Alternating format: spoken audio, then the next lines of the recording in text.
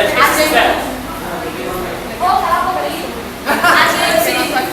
gente fez como a aula de hoje foi sobre mediunidade,